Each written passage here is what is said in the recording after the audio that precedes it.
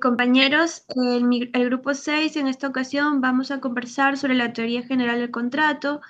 El equipo está conformado por Frankie Donald Lechuga Méndez, Roberto Cabrejo Sullón, Carla Capucho Márquez, Bonifacio René Eduardo y mi persona Catherine Quispe Ore.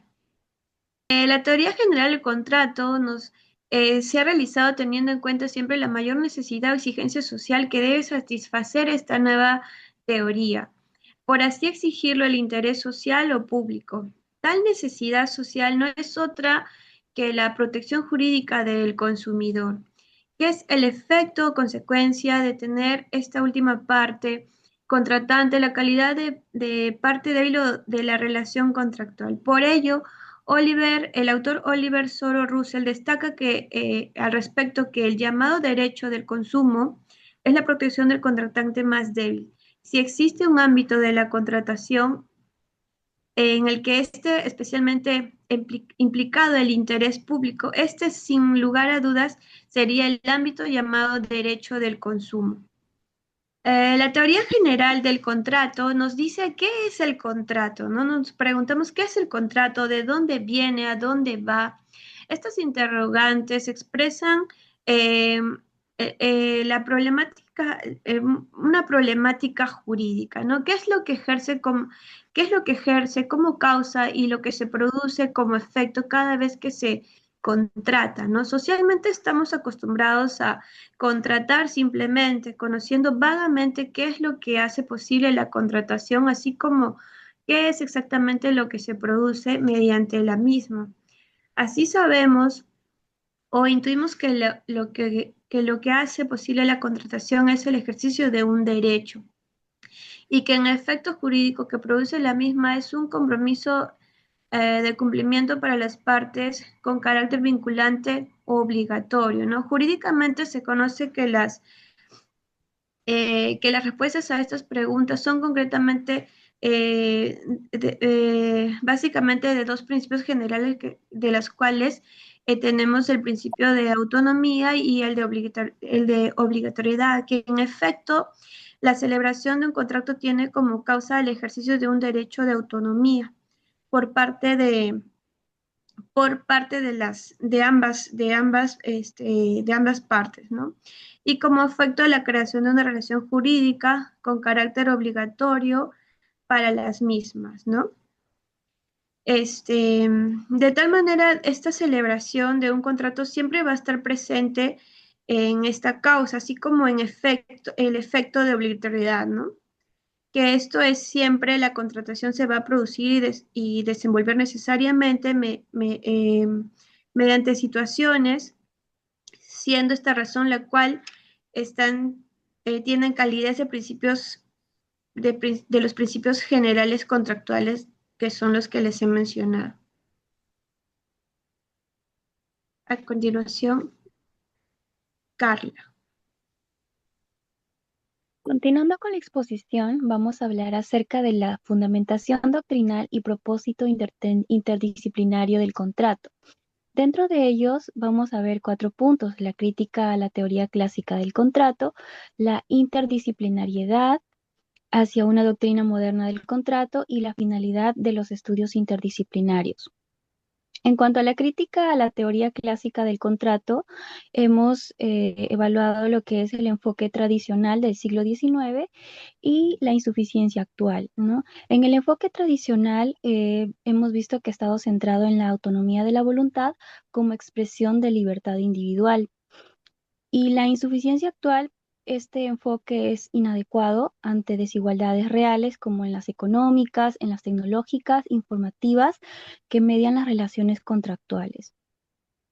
En cuanto a la interdisciplinariedad, reconstruyendo el sentido del contrato, para comprender y aplicar el contrato de manera justa, se requiere integrar perspectivas como la economía, la sociología, la psicología, la ética y filosofía del derecho. En cuanto a la economía, analiza los efectos reales en mercados y distribución de recursos.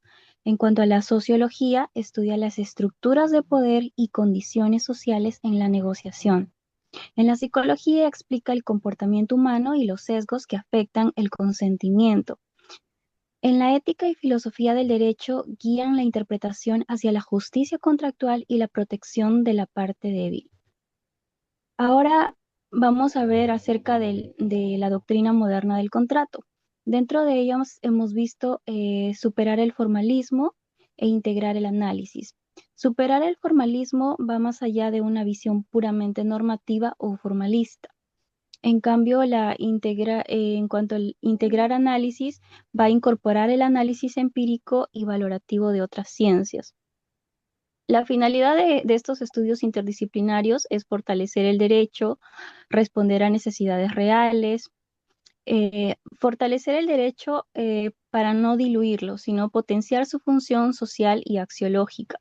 Responder a necesidades reales, en cuanto a esto, pues se busca lograr que los principios contractuales como la buena fe, el equilibrio, la función social se adecúen a las necesidades reales de las personas. Y mediante ello hemos visto la visión de Torres Méndez, que dice que el contrato es una herramienta para armonizar intereses privados con fines sociales, no solo un acto de voluntad. Y pues el jurista moderno debe dialogar con otras disciplinas para crear una doctrina crítica, dinámica y humanista. A continuación le doy pase a mi siguiente compañero. En el análisis jurisprudencial, bueno, se tomó la jurisprudencia, una jurisprudencia relevante de la teoría general del contrato. Es la casación número 8229 del 2022, en la cual un trabajador denunció que aunque había contratado bajo la figura de un terciarización de servicios, en la práctica trabajaba como un empleo común, con horarios supervisados y con órdenes directas. Por eso pidió que se le reconozca que en su contrato era laboral y no civil. Importancia de este fallo. Bueno, acá se evita que la empresa use contratos civiles para disfrazar relaciones laborales, así evadir los derechos como las vacaciones o seguros de salud o cualquier que le beneficie al empleado. Asimismo, reafirmar que la libertad de contratar tiene límites, especialmente cuando se usa para eludir leyes de orden público. Por otro lado, tenemos aclarar cómo distinguir entre un contrato civil y uno laboral, ¿no? Ayudando a los jueces y abogados a aplicar criterios uniformes. Por otro lado, tenemos el acuerdo no puede usarse para perjudicar o dañar. El contrato debe reflejar una realidad acorde a la sociedad, ¿no? Bueno, el criterio de la Corte Suprema. La Corte Suprema bueno, en esta casación dijo que no basta con la que las partes llamen servicios o tercerización, ¿no? A un contrato. Si en estos hechos existen subordinación, horario y control, entonces estamos ante una relación laboral. El trabajador tiene que demostrar que el contrato encubre una relación laboral, no puede asumir automáticamente. La Corte recalcó, también recalcó que el juez debe analizar la esencia y la relación del contrato, no solo las palabras del documento. Bueno, doy pase a mi siguiente compañero. Bueno, prosiguiendo con el podcast, ¿no? En lo presente voy a hablar sobre un tema, sobre un principio, ¿no? El cual es pilar fundamental para que se dé, ¿no? Un contrato. El principio es el principio de obligatoriedad, ¿no? Bueno, este principio, aunque parece actual, ¿no? Tiene su origen, antiguo, ¿no? Ya que dicho principio se encontraba ya en el código Hammurabi, el cual el cual data, ¿no? Del siglo XVIII antes de Cristo. Pues en esa época, ¿no? En la antigua Mesopotamia se establecía que los contratos debían cumplirse de manera obligatoria. Esto con el fin de garantizar, ¿no? El orden y la estabilidad del comercio y de la sociedad. Algunos autores, como Hannah Arendt, mencionan, ¿no? A la figura bíblica de Abraham como un símbolo de promesa y del pacto. Sin embargo, ¿no? Históricamente se ha comprobado que el relato bíblico es posterior y que muchas de sus ideas provienen, ¿no? de la antigua cultura mesopotámica. Por eso, ¿no? podemos afirmar que el verdadero origen de este principio no es religioso, sino jurídico, y el cual proviene, ¿no? de la cultura caldio-asiria. Con el paso del tiempo, ¿no? el derecho romano también adoptó este principio a través de la diosa Fides, el cual representaba, ¿no? la buena fe y el cumplimiento de la palabra dada, ¿no? De hecho, ¿no? este término viene, de este término, ¿no? viene la palabra fidelidad. Más adelante, ¿no? El derecho canónico lo consolidó, ¿no? Como con la famosa expresión, el cual es, ¿no? Pacta sunt servanda, el cual significa, ¿no? que los pactos deben cumplirse y el cual hasta hoy, ¿no? sigue siendo un principio fundamental, dentro del derecho de contrato, ¿no? Para entender mejor este principio, ¿no? Damos a conocer una casuística en el que Ana y Luis, ¿no? firman un contrato de compraventa de un vehículo. En el documento, ¿no? Ana se compromete a entregar el auto en buen estado y Luis se compromete a pagar el monto acordado dentro de 30 días. Sin embargo, 3 semanas después, Luis decide no pagar, ¿no? dicho monto o lo apartado debido a que encontró, ¿no? otro auto más barato. A pesar de eso, ¿no? el contrato que firmaron sigue teniendo validez. Aquí lo que entra en juego es el principio de obligatoriedad, ¿no? del contrato, conocido también, ¿no? como la pacta sunt servanda, el cual significa, ¿no? que los pactos deben cumplirse. Esto quiere decir, ¿no? que Luis no puede romper el acuerdo por decisión propia, ya que la ley lo obliga a cumplir lo que firmó. Si no lo hace, ¿no? Ana tiene el derecho de exigir judicialmente el cumplimiento del contrato o una indemnización, ¿no? por los daños causados. En este ejemplo, ¿no? se demuestra cómo el principio de obligatoriedad protege la seguridad jurídica, ¿no? y la confianza entre las partes, asegurando que los compromisos asumidos sean respetados, ¿no? Como también ¿no? Eh, en esta situación, el juez a resolver, ¿no? Aplica, ¿no? El famoso principio, ¿no? De pacta sunt servanda. Doy paso a mi compañero. Gracias. Estamos presentando dos casaciones en base a la definición económica del contrato, la casación 2731-2018 Lima, que su cita clave es: el deber de información precontractual contiene un aspecto ético jurídico conforme al principio de buena fe objetiva, ¿no? Aquí se afirma que más allá del deber estrictamente jurídico, existe un componente ético, el de transparencia y lealtad. Y de lealtad precontractual, ¿no? Esa afirmación cede espacio a la psicología, la ética y la economía del comportamiento para valorar si hubo asimetría informativa o manipulación, ¿no? Esto en cuanto a la negociación la negociación que hubo en el contrato, ¿no? Se entiende que tenga todos estos principios, ¿no? De buena fe. También estamos presentando la casación 3276-2012 Lima, que su cita clave también es su cita clave es que el juez debe interpretar el contrato conforme a la común intención de las partes, observando criterios de justicia, equidad, que complementen la literalidad, ¿no?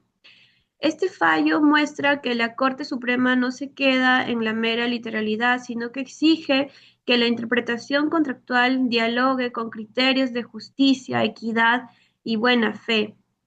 Esa orientación es coherente con la nueva visión interdisciplinaria, pues reconoce que los contratos operen en contextos humanos, sociales y económicos. Ahora tenemos la conclusión general. A ver, la teoría general del contrato requiere una renovación de principios doctrinales que reconozcan al contrato No solo como una figura técnica, sino como un medio de organización y económica, puesto que el principio de obligatoriedad debe ser concebido como una construcción histórica y susceptible de revisión, que articula la autonomía de la voluntad junto con las restricciones impuestas por la ley, la buena fe y el orden público. La interpretación y aplicación de los contratos deben incorporar criterios de equidad, efigie- eficiencia y justicia social a través de un diálogo eh, donde se incluya la economía, la tecnología y las ciencias sociales, para que el derecho contractual haga frente a los desafíos del mercado contemporáneo. Eh, Es importante que la doctrina, la jurisprudencia y la práctica legal se adapten y busquen un equilibrio entre la libertad negocial y los mecanismos de protección pública. Tenemos lo que es la opinión general. La teoría general del contrato se aborda de una perspectiva crítica, interdisciplinaria y conectada con la realidad del mercado contemporáneo. Esta teoría no se limita a un simple examen doctrinal, pues pretende desarrollar en, en un nuevo marco teórico capaz de confrontar los desafíos que presentan la legislación contractual en economías de mercado, donde coexisten la autonomía privada y la intervención estatal. Dentro de ello tenemos lo que es la visión estructural, donde el contrato se transforma de ser una simple figura técnica a concebirlo como una medida de organización social y económica. También tenemos el método interdisciplinario, donde la propuesta de factores económicos, tecnológicos y sociales proporcionan una explicación normativa que se ajusta mejor a la práctica contractual actual. También tenemos al principio de obligatoriedad, donde se explora una trayectoria histórica y fundamento fisiológico, donde se evidencia que va a la relevancia y extensión de consecuencias de las tensiones entre la autonomía de voluntad y la intervención de dos del Estado. También tenemos el valor de perspectiva, donde la teoría general del contrato renueva, exige la evolución más allá de los enfoques clásicos y establece marcos teóricos que logran un equilibrio entre la libertad contractual y los mecanismos reguladores. En cuanto a la opinión legal, desde el enfoque del derecho privado, la teoría general del contrato eh, representa una sólida reins- reiteración del principio de obligatoriedad, posicionando la autonomía en la negociación como una normativa de recurso normativo. Dentro de ello tenemos una revisión doctrinal donde la obra en mención no se limita a replicar la doctrina tradicional. También tenemos la insuficiencia de la teoría general del contrato tradicional, donde la teoría clásica no aborda adecuadamente los desafíos contemporáneos que emergen en los factores económicos, tecnológicos y sociales. También tenemos la interpretación contractual, donde de un punto de vista jurídico, la interpretación de los contratos deben integrar eh, equidades. Y también tenemos la naturaleza histórica de principio, donde el trayecto desde el justnaturalismo basta de eh, positivismo demuestra que la obligatoriedad es una muestra de construcción histórica.